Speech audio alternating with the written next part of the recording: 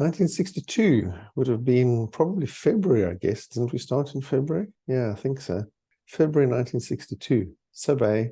Spent my entire career at SACS from sub-A to matric. The only thing I can remember, to be honest, about that first day at SACS was that when I went into the classroom, I thought to myself, well, I didn't enjoy this so much. And for some reason or another, I'd figured out that there were like 12 standards we had to go through before school finished.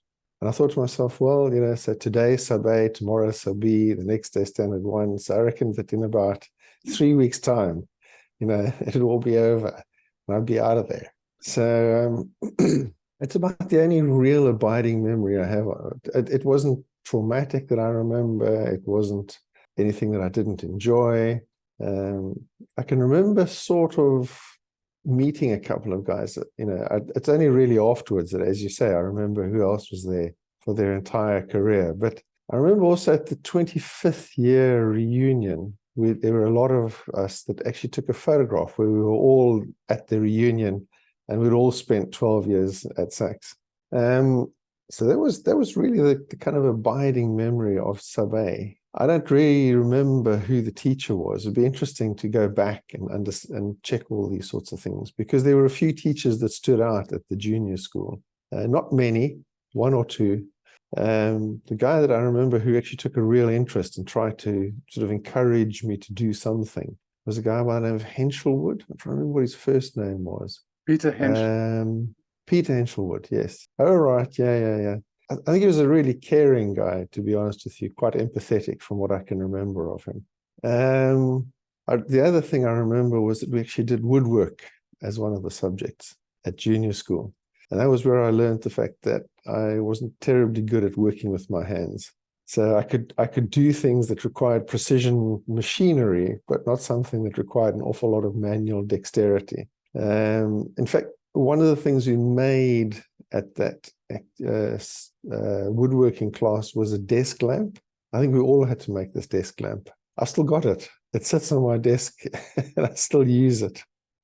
So there was something useful out of junior school. Just a stick. I remember. That'll be good. I'll find it for you, because we should have moved in about, well, I've been saying this for a while now. We should have been moved in about the next sort of 2 or 3 weeks. So hopefully by the time the reunion comes, I'll actually be in the new house, or my old house, new house. What else do I remember of SACS? I remember it was one of the sort of standout events that I still have a picture of somewhere, I think, was they showed us a film I can't remember, for some reason, when we were all in junior school. I'm sure you remember this yourself. They showed us a film called Reach for the Sky, sort of a documentary of Douglas Bader, and he came to visit us there. It was interesting, actually, because the airfield that he flew out of in the south of England, not far from where I ended up living when I was based in England. So there was that kind of connection as well. So I remember that event quite well. That sort of stood out quite a lot. I also remember that SACS, the junior school, I used to catch a bus to and from school.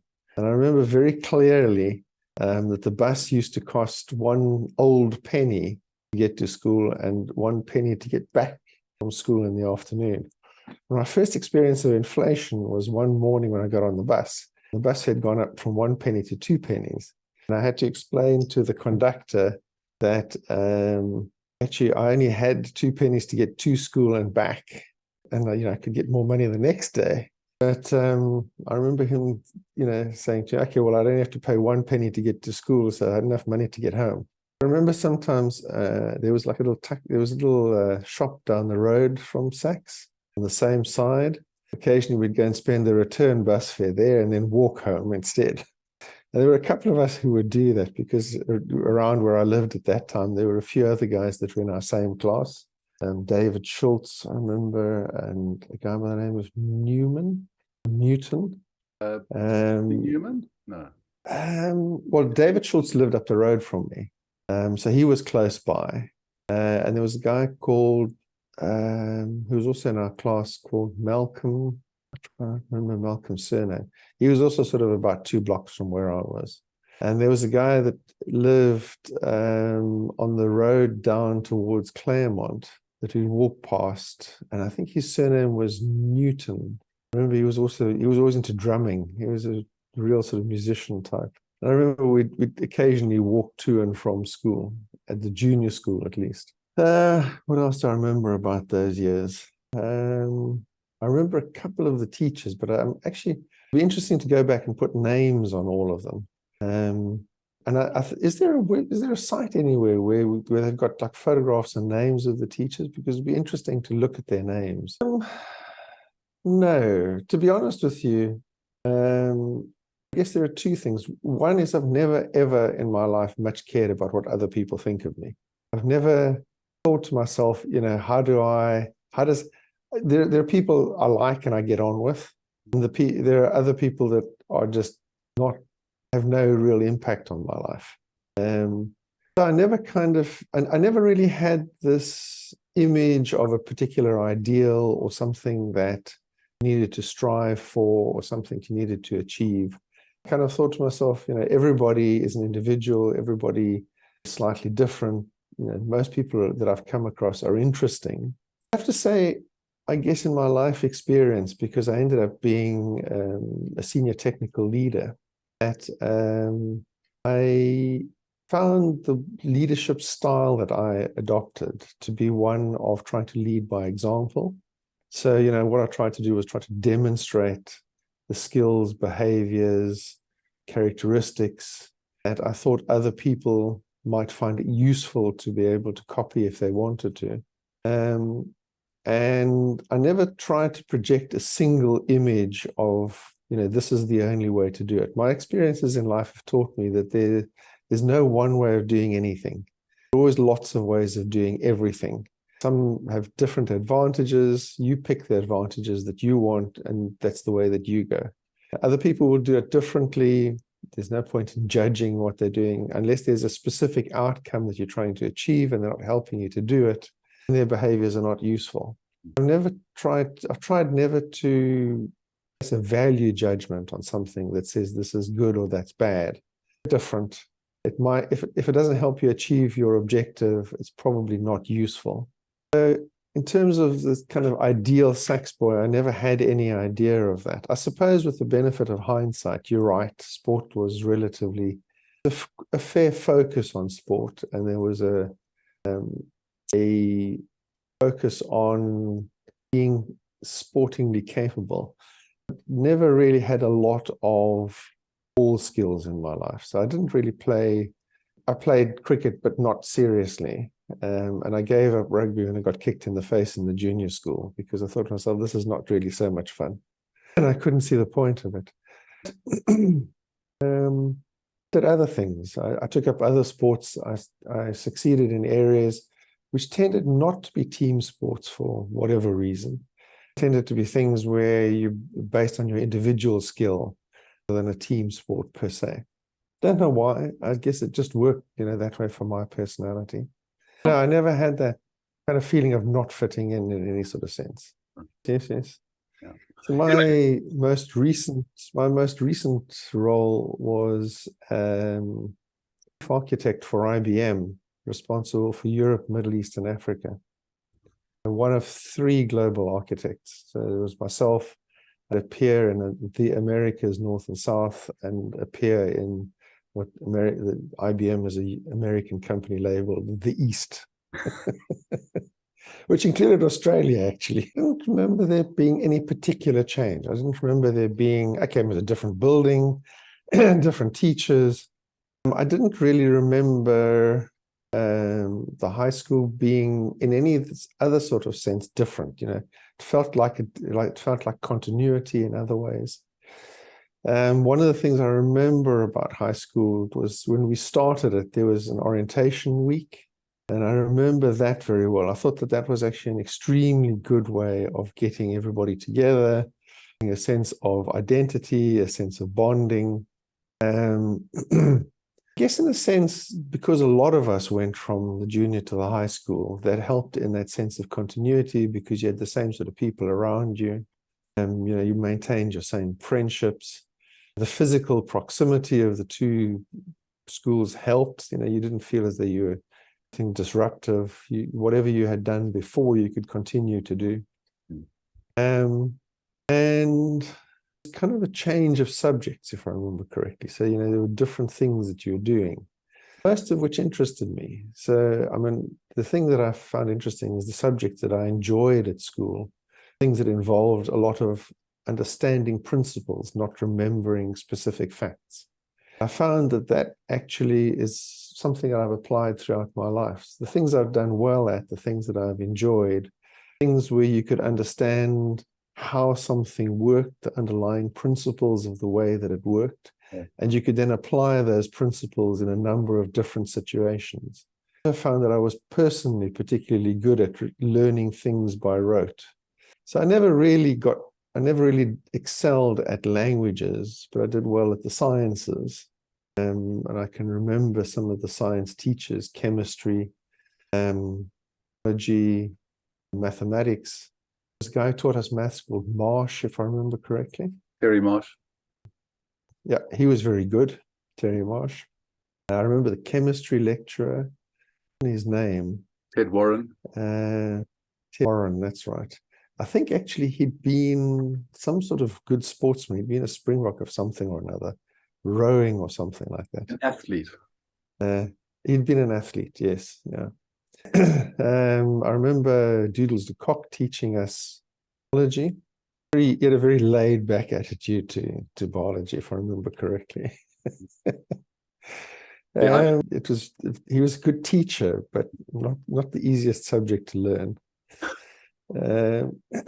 But I remember some of the guys that tried to teach us languages. I just never at school managed to get into languages in any meaningful sense. So I managed, but I didn't do well at it. Latin teacher was Campbell, but I never managed anything beyond a mathemat. I think he was kind of trying to build on a foundation that wasn't really there, to be honest, which is a pity because actually it would have been really useful to have languages in some of my later career. Really? I learned a bit of French because I did quite a bit of work in France. I learned sort of a smattering of Dutch, of German. So I worked in Germany for a while. And managed actually fairly well in Belgium and the south part of Holland, but the northern part of Holland, things are really different. The language is quite distinctly different. What's your background? My father was Scottish, actually, and my mother Afrikaans. Van Sail was her maiden name. Praat jy die taal? And nee, vlot. It's vlot. Oh, yeah. But yeah. Actually, it was an interesting thing. You were talking about junior school. Before I started junior school, my mother's father, so my maternal grandfather, had a farm in Uppington. And I had spent about 3 or 4 months with my brother, I think my mother as well, this farm in Uppington. And we came back to Cape Town I think it was about 2 weeks before I started at SACS, and I only spoke Afrikaans. I spoke no English. I was going to an English medium school, 2 weeks' time, speaking only Afrikaans. And I'd learned English anyway, so it came back quite quickly. It wasn't a problem. But I remember that was sort of an interesting anomaly. I actually did Afrikaans higher at matric, funnily enough, and I didn't do that well. I got a C, if I remember correctly. Yeah, it was Afrikaans higher at an English medium school. So actually that wasn't that disastrous. Well, I learned it by spending time with my grandparents in No, but nobody, Afrikaans, not many. I think there were a handful of us. 20, something like that. Most. Yeah. One of the intriguing things about language is if you learn or can speak a second language, your auditory ability, your ability to hear and listen are about 40% higher than a person who only speaks one language. Your risk of getting dementia with 2 languages is significantly reduced. So if you can learn or have learned or can speak 2 different languages, you're at a significantly lower risk of developing dementia. Like you and I, we grew up without television. So our primary entertainment would have been auditory. We would have listened to the radio, for example, rather than watching television. That actually enhances your auditory ability as well. It makes it, it preserves your hearing, and it actually means that you listen more effectively. You take in more information from what you hear than people who are primarily visual rather than auditory. So these are fascinating bits that kind of come out from some of the stuff. It just happens without you even knowing about it. We were talking about high school, and I'm trying to think what else I remember from high school. I remember it, yeah. And English and Afrikaans were my least successful subjects. I think I got C's for them in matric in the end. I got A's for all the sciences, which then got me into university.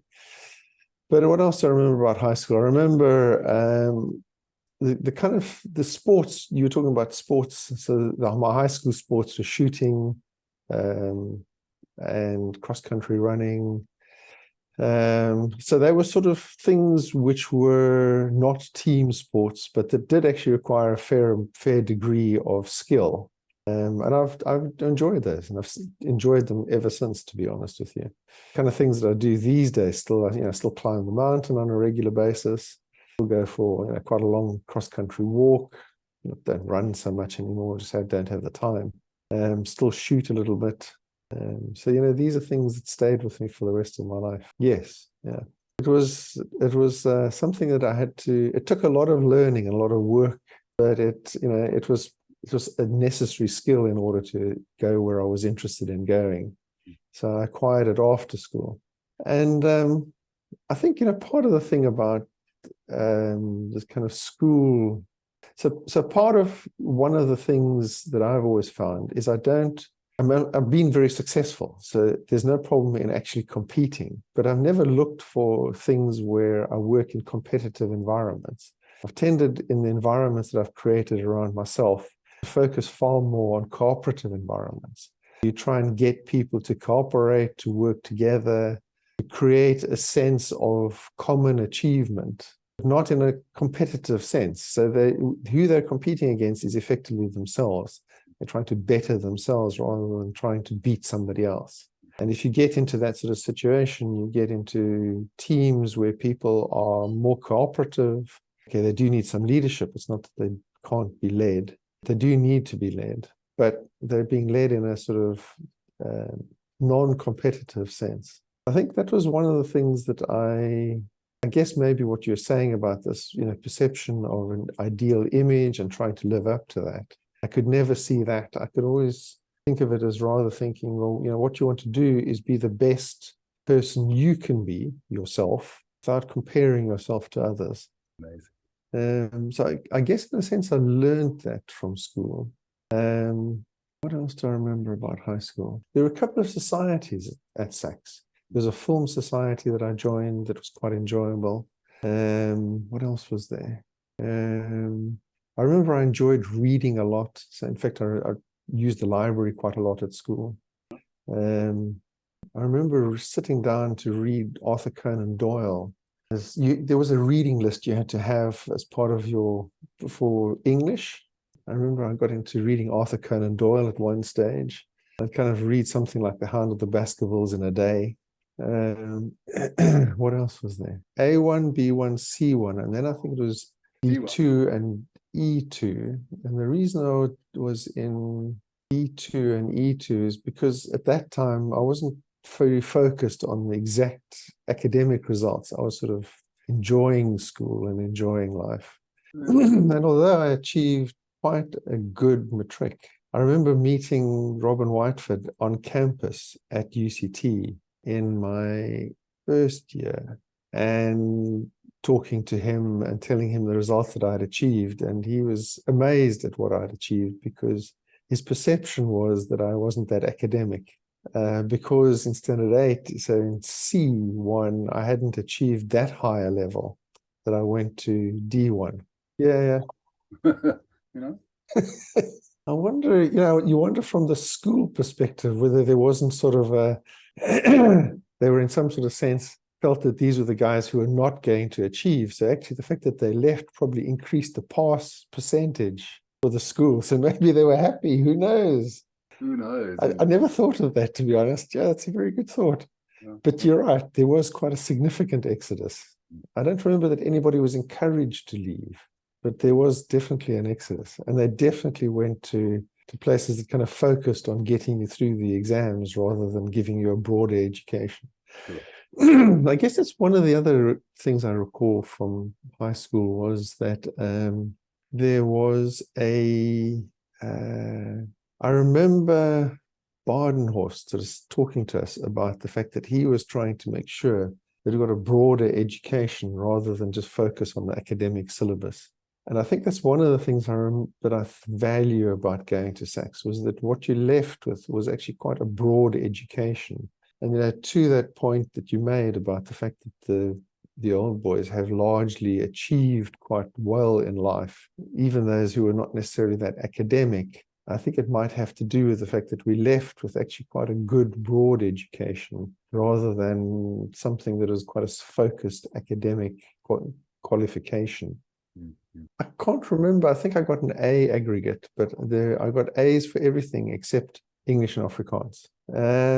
So then I went to study medicine. I went to UCT along with a couple of my peers from our class, Stan Newman, Michael Becker, Chris Hugo Humman, myself, who else? I think there was one other guy, Gary Shumovitz. They were all from our class. And then a couple of guys who were from the year ahead of us who'd done their army. Lewis Godchalk was one of them, a couple of others. So there were quite a SACS contingent that went into medicine. And we studied medicine at UCT from 74 to 79. We didn't all graduate. Stan Newman died in second year medicine, unfortunately. But the rest of us, I think, mostly went through and we all graduated together in 79. Went on then to do my internship at Groote Schuur Hospital and then into the army. I remember one of the first memories in basic training was thinking to myself and thinking that actually, you'll look back on this in later years and you remember some things that were enjoyable, but actually it was really shit.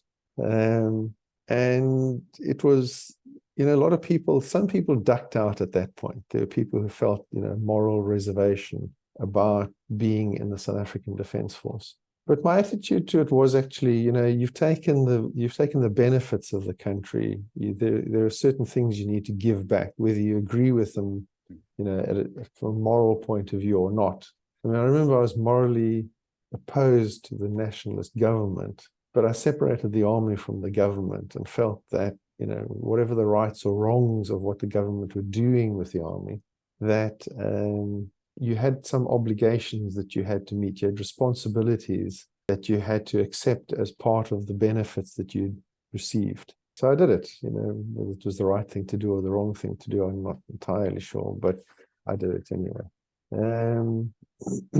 From at the end of that, I went out and practiced medicine for a while and then decided that actually my personality was not well suited to being a general practitioner because my qualification was in general practice. Because in general practice, you tend to see small children who are not really sick, but whose parents are worried about them. And the worried well, people that what I always described as having too much time on their hands. And so the things you had to be interested in were psychology and pediatrics. And those were not the things that had interested me in medicine. So I decided to go not be a general practitioner, but actually try and decide what I wanted to do, if I wanted to specialize in one of the fields. But while I was making up my mind, I took a job in hospital administration at Groote Schuur Hospital, and I went to study pure mathematics as an intellectual exercise. While I was working, they were building the new Groote Schuur Hospital, and they wanted somebody that had some technical skills. So I got involved in working as part of the planning unit that planned the new hospital. And I ended up designing the computer systems that went into the new Groote Schuur Hospital. Where did that come from?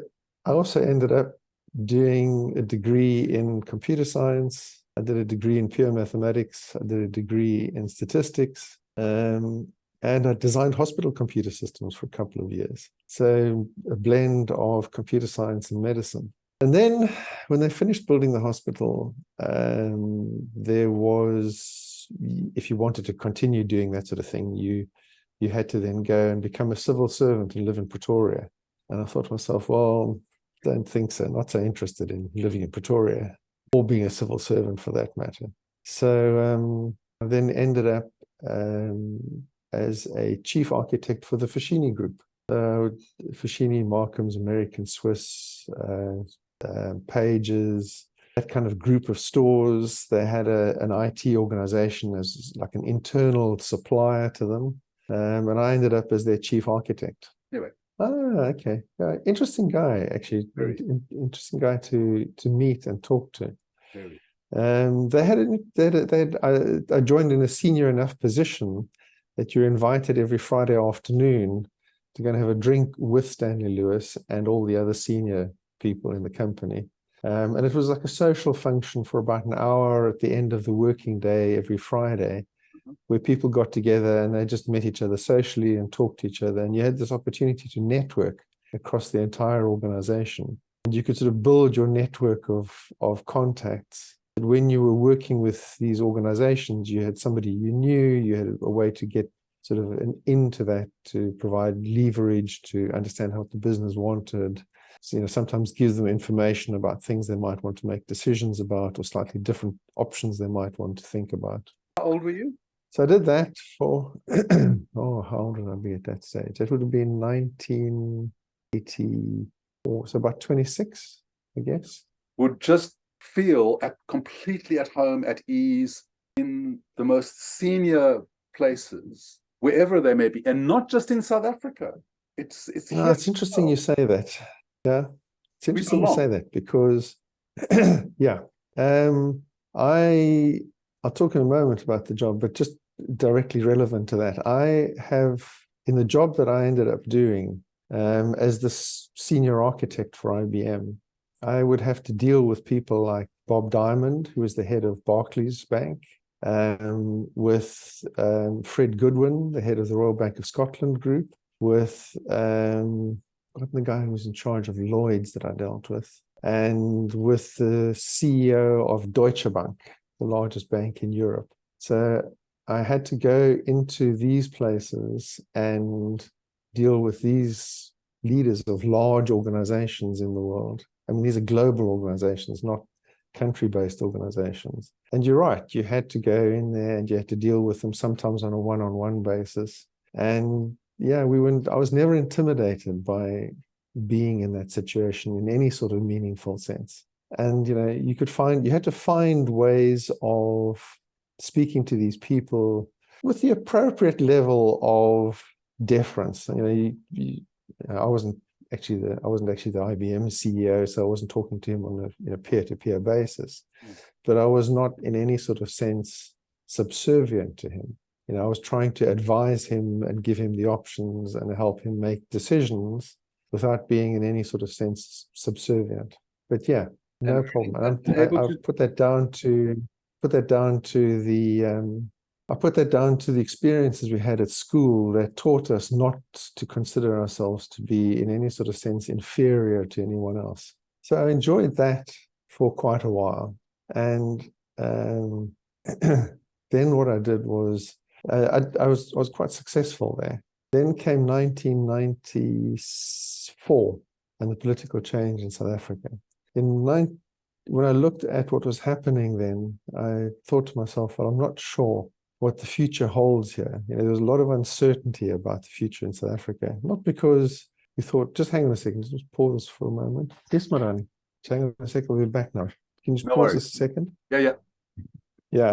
So 1994, things changed. I had no personal problems with the change in regime in the sense that it didn't, I thought it was the society we were moving towards would hopefully be a more equal and more just society.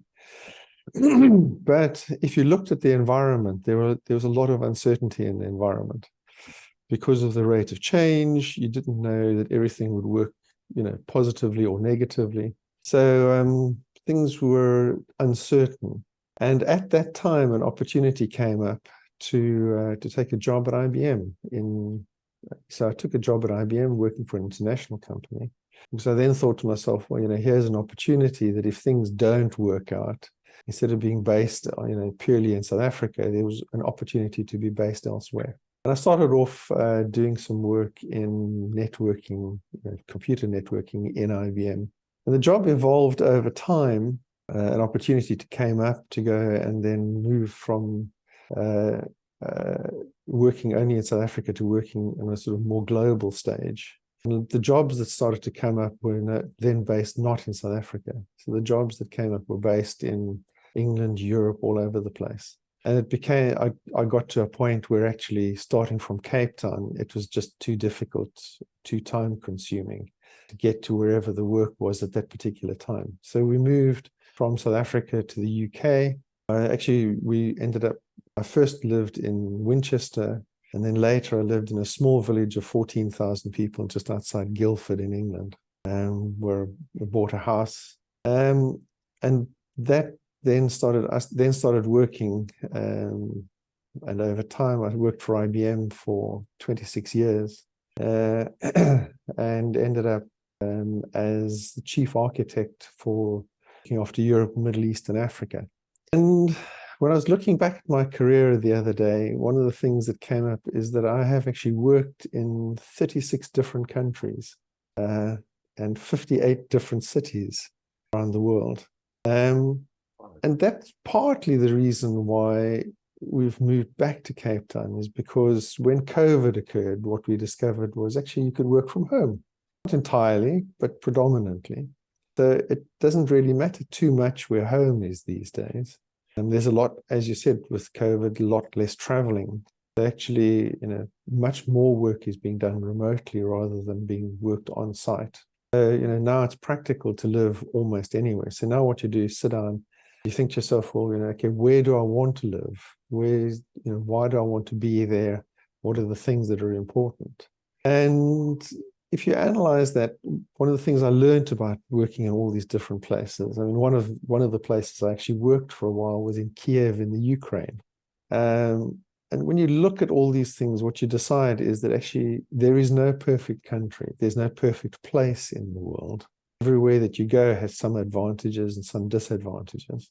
And so what you've got to do is kind of sit down and work out for yourself, where is the place where you're happy to live with the disadvantages and where the advantages suit you best. And then you can go and live there pretty much anywhere. I mean, I had the flexibility to almost go and live anywhere in the world, which is an incredible privilege. So, I analyzed everything, decided actually Cape Town has some of the nicest climate. It, has people that I know.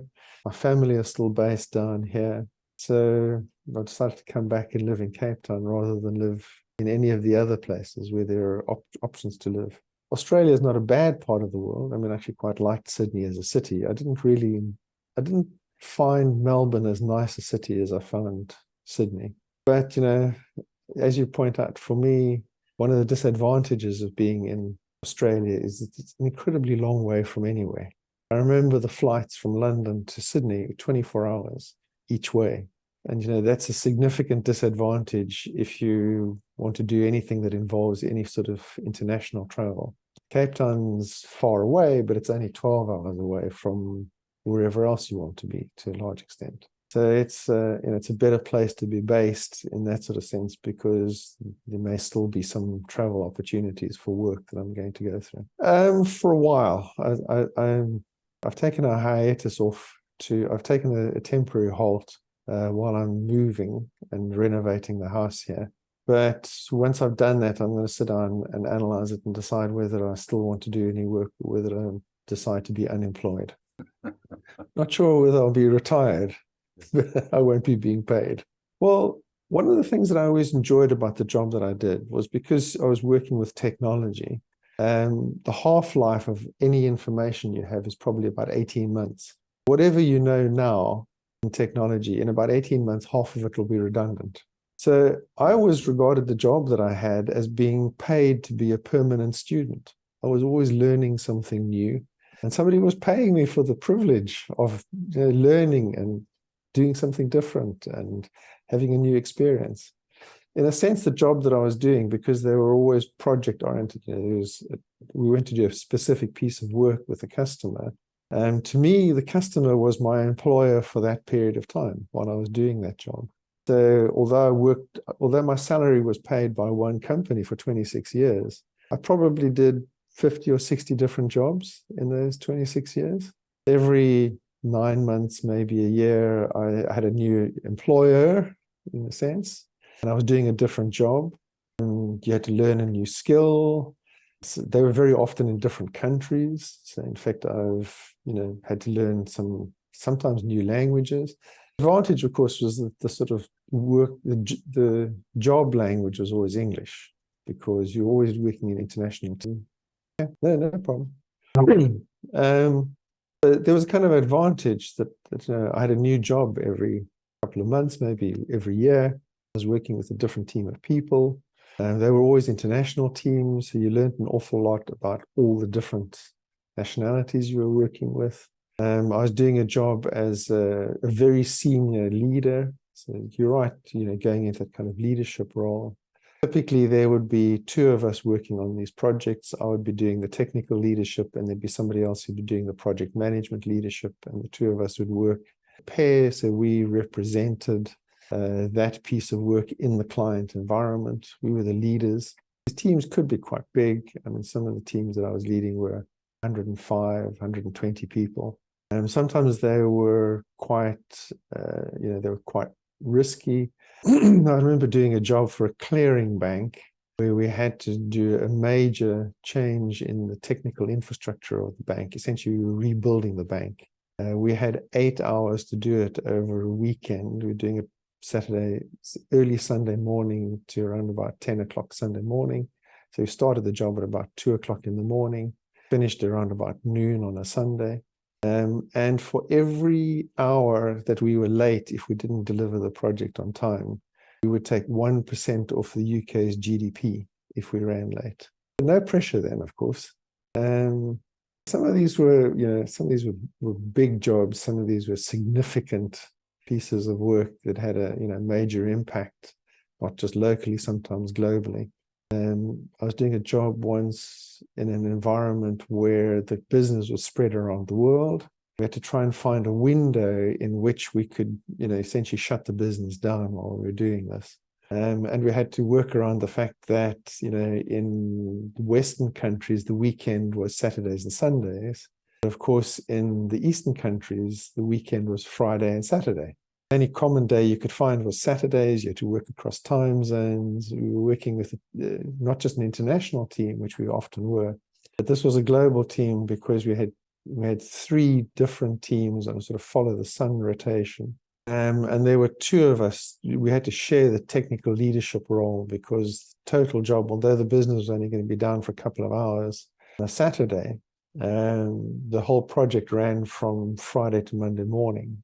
So over those 60 hours, we couldn't quite, each of us work 60 hours. So each of us worked about 35, 40 hours over the weekend. And there was always one of us who was there. So we took turns to go and sleep for a while. So you're right. I mean, interesting jobs that you ended up doing, all of us. Yes. No, I mean, my family, I guess. Let's see. So sorry. My brother was also at SACS, actually. He was 4 years younger than me. He also started in junior school 4 years after I did. And he went through to standard 8. Then he went to SACS was a bit, I think my brother wasn't quite as academic as I am. So he went to less academic school. There was a bit of disruption in the family. So I had finished school by then. So when there was some family disruption, I was at university. And he then went off and finished his schooling elsewhere. He went up to Welkom, a different part of the family. I stayed in Cape Town. I got married after I finished my internship. So when I was it was actually, I was in the army already. I got married. It's just my wife and I. My wife had been married before. She had children of her own, and they've stayed mainly in South Africa. All my family is still in South Africa. I'm here now. My brother's here. He's in Welkom. My wife's children are in Johannesburg. Part of the reason to come back also is sort of, at least as you get older, you have family close by. When we went to the UK, it was just my wife and I that went. The family remained here. Two of us did a lot of traveling around the world, and now both of us have come back to Cape Town. No problem. I've got familial hypercholesterolemia. And in fact, my maternal grandfather, died in his 50s. What is it? It's one of the diseases they call dyslipidemias. So in the Afrikaans community, a genetic anomaly you inherit where the receptor for cholesterol doesn't function properly. So you inherit typically one good copy of the gene, one bad copy of the gene.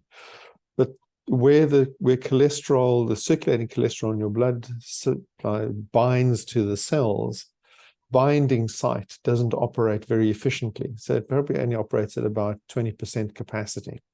And so what happens is your liver doesn't clear the cholesterol properly, and therefore you have high circulating levels of cholesterol. And it's if you don't treat it, you end up with atherosclerotic conditions. So you get the arteries get blocked with atheroma.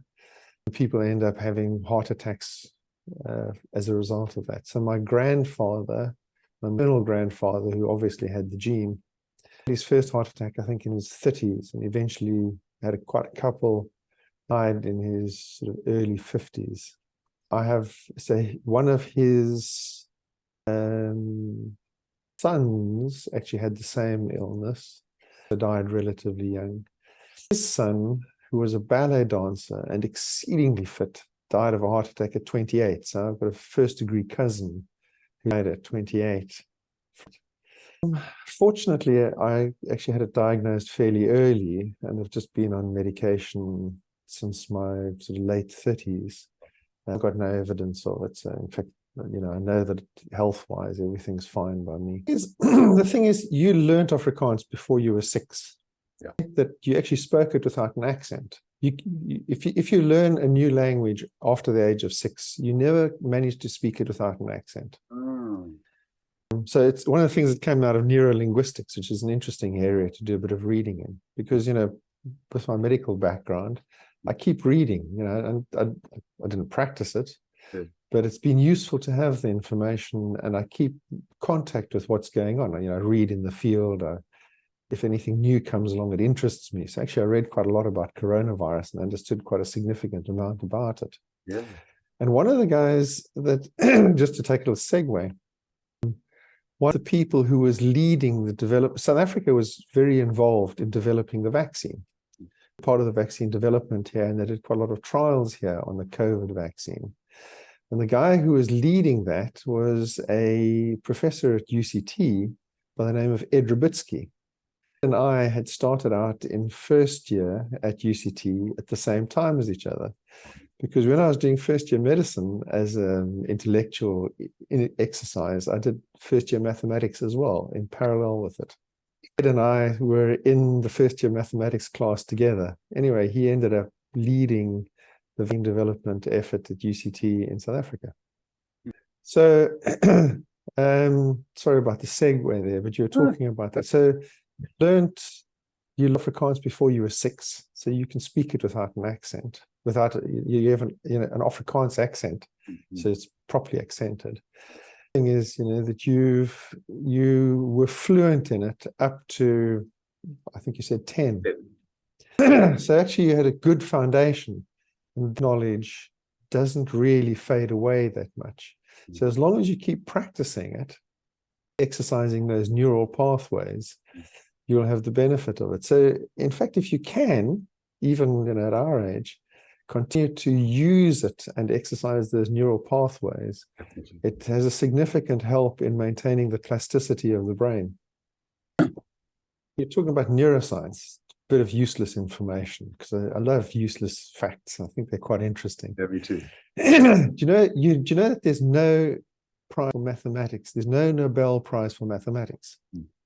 Nobel Prizes in all sorts of fields, no prize for mathematics. The reason for that is when they were setting up the prizes, there was a particular mathematician Nobel detested, but a very prominent mathematician. And his question to his advisors was, if there is a Nobel Prize for mathematics, will this man win it? The answer was he was very likely to. So he said, okay, there'll be no prize for mathematics. What was the first mathematician that got a Nobel Prize get the Nobel Prize for? The first mathematician to win a Nobel Prize won the Nobel Prize for medicine. And he was the mathematician that developed the Fourier analyses that enabled CT scanning. With CAT scanning, you take X-rays in different angles, and then there's the mathematical processing of those images to create the 3D image that comes out of a CAT scan. A lot of advanced mathematics involved in that. And part of the team was, one of the leaders was a mathematician. He was a joint winner of the Nobel Prize for medicine. Amazing. So yeah, you're right. I mean, this whole area, there's kind of an overlap between computing, mathematics, and medicine in that area of imaging, medical imaging, MRI scanning, CT scanning, things like that. Yeah.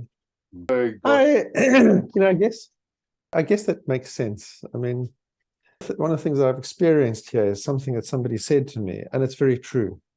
They said, if you leave a place, so I didn't leave the country because I didn't like the country. I mean, I went for a whole lot of reasons, and reasons to an extent have sort of disappeared, which is part of the reason I've come back. There's a lot less uncertainty, there's much more clarity. To be honest, part of the reason we came back to Cape Town is that the medical care in South Africa is much better. Private medicine in South Africa far better than the medical care available in the UK, private and public. And my wife has quite severe arthritis, and so she's much better off here than she is in the UK. But I mean, you can't believe the difference. It's part of the reason I've kind of come back here. But what is true is what somebody said to me once. They said, you can go back, but you can never go home. So I'm back here. Here is familiar. I know everything. It's not really home any longer.